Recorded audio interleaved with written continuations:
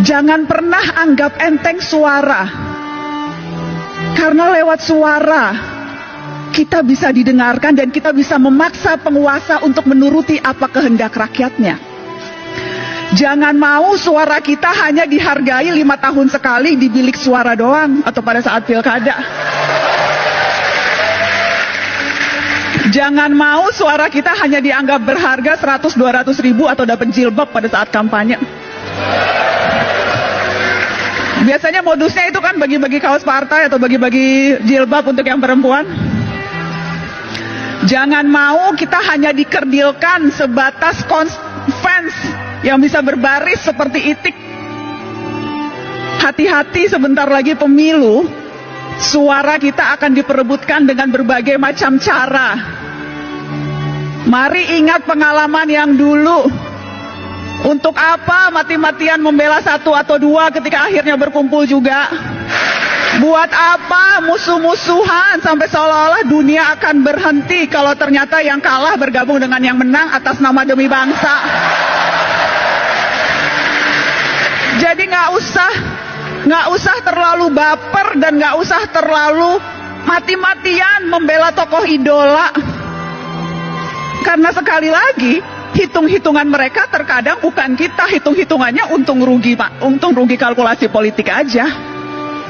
Karenanya jangan mau dimanfaatkan hanya suara di 5 tahun sekali, tapi gunakan suara itu terutama di hari-hari ini, ketika ancaman kita untuk bersuara mungkin saja akan dibatasi lewat rancangan kitab undang-undang hukum pidana di mana semua bisa kena.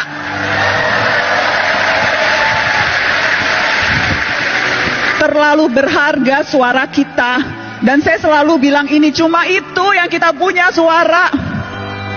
Negara punya yang lain. Negara punya kuasa, negara punya tentara, negara punya uang, kita punya apa? Kita punya suara. Dan yang harus kita waspadai adalah ketika kita terlalu takut dan berusaha mengecilkan suara kita, padahal yang kita butuhkan justru teriakan-teriakan. Jadi ya, menjadi pemimpin, menjadi presiden itu bagus, niat mulia.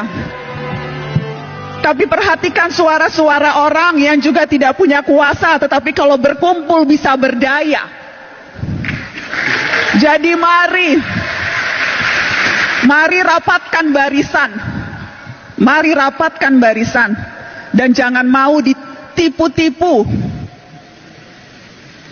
Jangan mau dipergunakan hanya suaranya, tetapi ketika kita menuntut hak-hak kita yang paling dasar, sedasar kebebasan berekspresi dan berbicara, itu kita tidak didengarkan. Tetapi kakak mau menegaskan ini, adik-adik. Pergerakan jangan hanya sebatas kerumunan. Pergerakan terutama gerak mahasiswa jangan hanya sebatas kumpul-kumpul berkerumun. Ya, demonstrasi perlu dan harus terus dilakukan kalau memang strateginya seperti itu. Anak muda hari-hari ini adalah anak muda yang seharusnya pintar memilih dan memilah informasi, mana yang sampah, banyak sampah sekarang di dunia maya, dan mana yang fakta, mana yang berita, mana yang opini, dan hati-hati mana yang propaganda. Dan kalau sudah yakin, sampaikan itu dengan lantang. Jangan mau ditakut-takuti polisi, suruh urus dulu tuh Ferdi Sambo.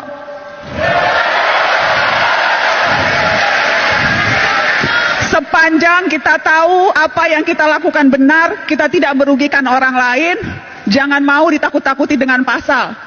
Kita juga bisa belajar pasal-pasal, kita juga tahu apa hak-hak kita sebagai warga negara. Kalau tidak tahu, cari tahu. Jadi jangan mau gampang ditakut-takuti. Dengan cara itu, kita bisa berdaya dan kita bisa memberdayakan orang lain.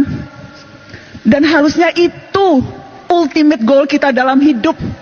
Bukan hanya memperbaiki kualitas hidup kita sendiri, tapi bagaimana kita bisa memperbaiki kualitas hidup orang lain. Dan itu bisa dilakukan tanpa jabatan formal, tanpa jadi presiden, tanpa jadi menteri, tanpa jadi anggota DPR, tanpa perlu pangkat yang tinggi. Kita bisa melakukan itu dalam tindakan kecil seharian sekalipun. Karena kuncinya sebetulnya peduli dan bersatu. Kutipan yang selalu saya tunjukkan ke setiap mahasiswa ketika Bung Hatta bilang seperti ini, peduli dan bersatu itu adalah kunci.